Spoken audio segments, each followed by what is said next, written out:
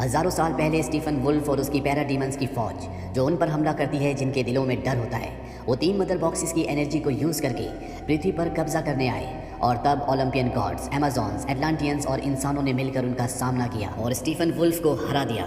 इसके बाद उन तीनों मदर बॉक्सेस को डीएक्टिवेट किया गया, जिसमें से एक बॉक्स को ले गए एटलांटियंस, दूसरे को अमेजॉन्स और तीसरे को इंसान, ताकि मदर बॉक्सेस को बुरी ताकतों से हमेशा के लिए दूर रखा जा सके।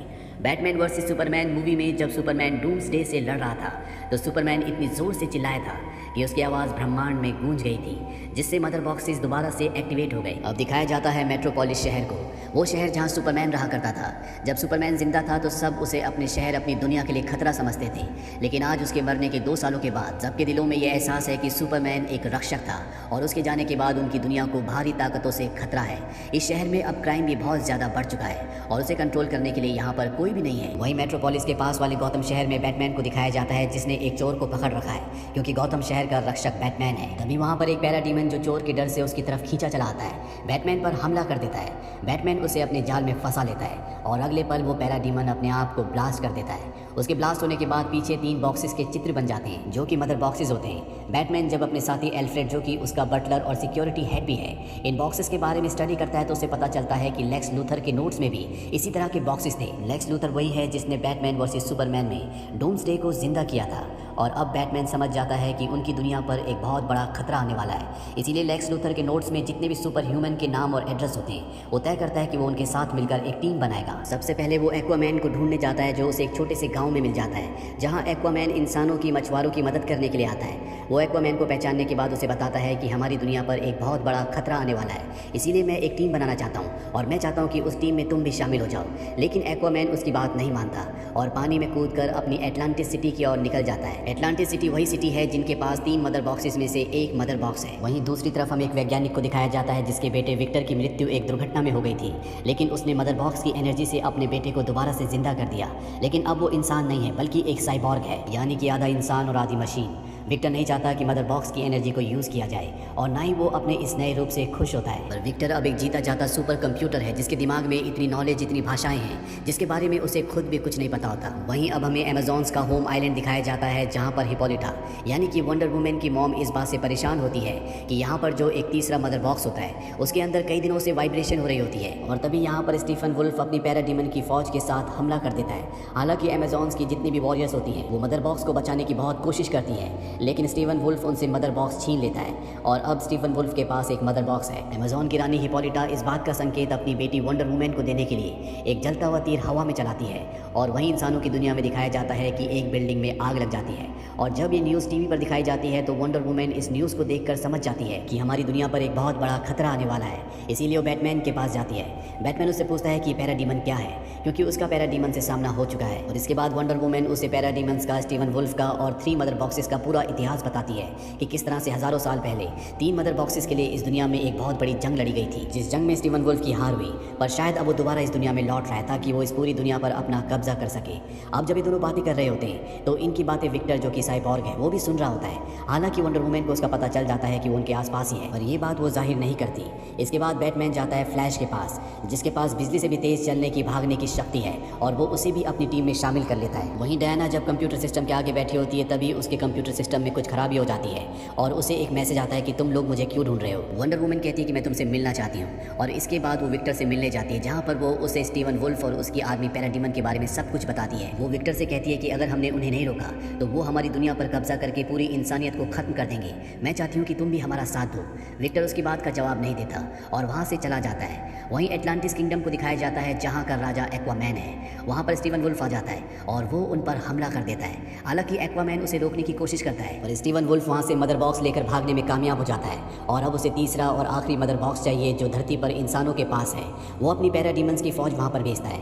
उसे पता होता है कि विक्टर के पिता के पास तीसरा मदर बॉक्स है, क्योंकि उसी मदर बॉक्स की शक्ति से उसने अपने बेटे विक्टर को जिंदा किया था, जो अब एक साइबॉर्ग बन चुका है। पैराडीमन्स की फौज उसकी लैब तक पहुंच जाती है और उसे और उसके 8 और साथियों को अगवा करके स्टीफन वुल्फ के पास ले जाते हैं, ताकि स्टीफन वुल्फ इनसे तीसरे मदर बॉक्स की लोकेशन का पता लगा सके। इस घटना से यहाँ की पुलिस सक्रिय हो जाती है और एक अधिकारी बैटमैन के पास जाता है, जहाँ उसके साथ उसकी टीम के 2 और साथी वंडर वुमन और फ्लैश भी आते हैं। तभी यहाँ पर विक्टर भी आ जाता है। विक्टर कहता है कि उन्होंने मेरे पिता को भी अगवा किया है, और विक्टर अपने सुपर कंप्यूटर दिमाग से उस लोकेशन का पता लगा लेता है जहाँ पर सभी लोगों को अगवा करके रखा गया है। ये सब के सब उस जगह पहुँच जाते हैं, जहाँ पर ये स्टीवन वुल्फ और उसकी पैरा डीमंस की फौज से लड़ते हैं। इनके बीच में एक घमासान लड़ाई होती है और एक पल ऐसा आता है जब विक्टर स्टीवन वुल्फ के ऊपर एक मिसाइल छोड़ देता है, लेकिन स्टीवन वुल्फ उसकी मिसाइल को पकड़ लेता है। ये सब के सब जमीन की गहराइयों में होते हैं। स्टीवन वुल्फ उसको एक टनल से टकराता है जिससे बहुत सारा पानी अंदर आने लगता है और इससे पहले कि ये सब उस पानी के साथ बह जाते हैं, यहाँ पर एक्वामैन आता है और वो इन सब को बचाकर बाहर निकाल देता है। इन्होंने उन 9 लोगों को भी बचा लिया होता है जिन्हें अगवा किया गया था।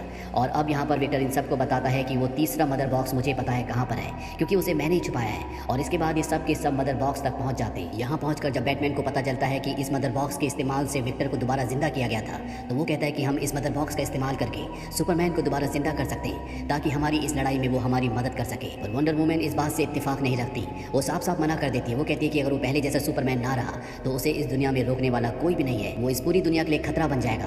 बैटमैन कहता है कि इसका इलाज भी मेरे पास है।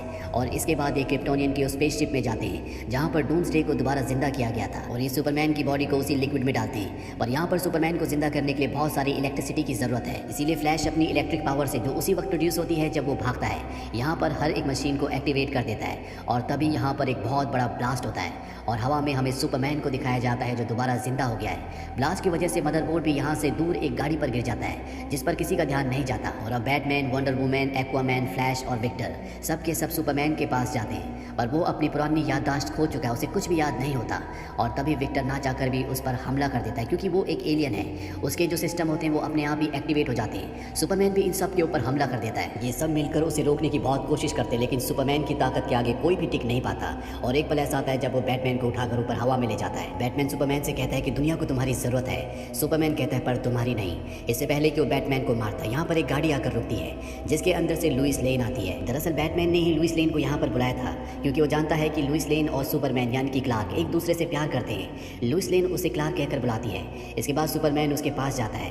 वो सुपरमैन को अपने गले से लगा लेती है और अब उसे सब कुछ याद आ चुका है। इसके बाद क्लार्क यानी कि सुपरमैन अपने घर जाता है, जहाँ वो अपनी मॉम से मिलकर बहुत ज़्यादा खुश होता है। वहीं स्टीवन वुल्फ को दिखाया जाता है जो तीनों मदर बॉक्स को मिला देता है। और जैसे तीनों मदर बॉक्स मिलते हैं तो उसकी शक्ति से यहाँ पर एक जाल बनना शुरू हो जाता है जो लगातार फैल रहा होता है। दरअसल वो इस पूरी दुनिया को बदलना चाहता है। वो इस दुनिया को अपने और अपने लोगों के मुताबिक बनाना चाहता है। वहीं जस्टिस लीग की टीम को दिखाया जाता है जिसमें सुपरमैन शामिल नहीं होता, जहाँ विक्टर की मदद से इन सबको पता चल जाता है कि स्टीफन वुल्फ रशिया में है।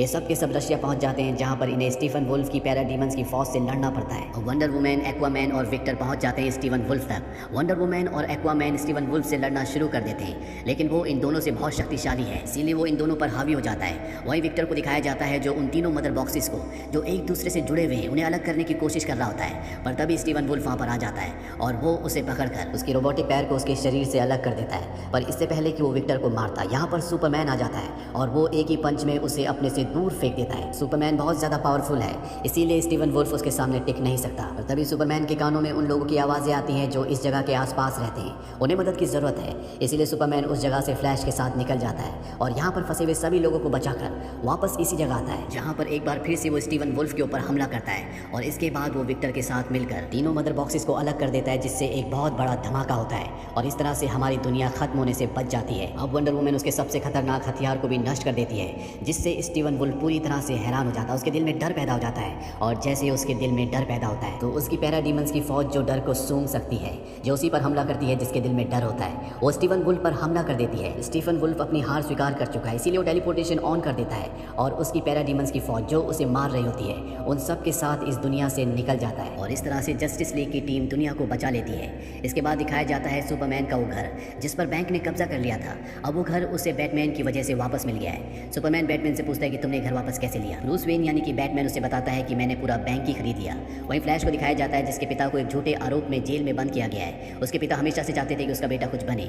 अब वो पुलिस में भर्ती हो गया है, जिससे उसके पिता को बहुत खुशी होती है। वहीं विक्टर को दिखाया जाता है जो अपने पिता की लैब में होता है। वो अपनी नॉलेज को, अपनी टेक्नोलॉजी को इन्हेंस करने की कोशिश कर रहा होता है। साथ ही वंडर वुमन दुनिया में क्रिमिनल्स को पकड़कर उनके सामने एक हीरोइन के रूप में उभर रही होती है।